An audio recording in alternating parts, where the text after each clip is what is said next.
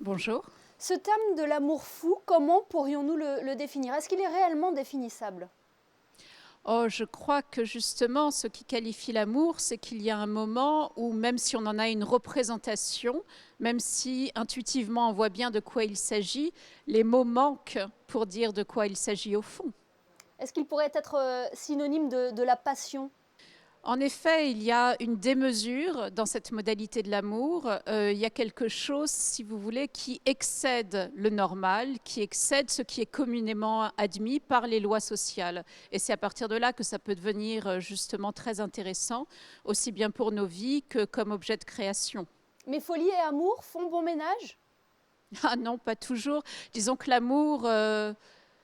est-ce que Au fond, on peut se demander si l'amour fou n'est pas la maladie, la seule maladie dont on souhaiterait ne pas guérir. Il y a bien des maladies dont on souhaite guérir. La maladie d'amour, parfois, voilà, le chagrin vient à partir du moment où on en guérit, à partir du moment où on en sort. Est-ce qu'il y a un amour qui, par définition, n'est pas démesuré? Est-ce qu'il y a un amour qui, par définition, n'est pas excessif? C'est une question qu'on peut se poser. Maintenant, il est vrai que certaines modalités de l'amour, pour le coup, vont vraiment du côté du pathologique.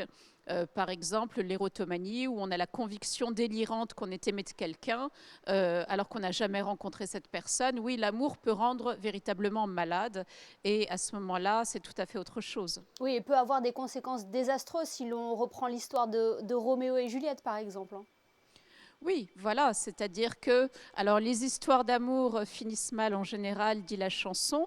Il y a toute une tradition littéraire. Vous mentionnez Roméo et Juliette, mais on peut aussi penser à Tristan et Iseult, à Anna Karénine, à Emma Bovary, à Belle du Seigneur, que nous montrent ces œuvres que par nature, cet amour-là, passionnel, sous sa pointe la plus extrême, ne peut que finir de façon fatale.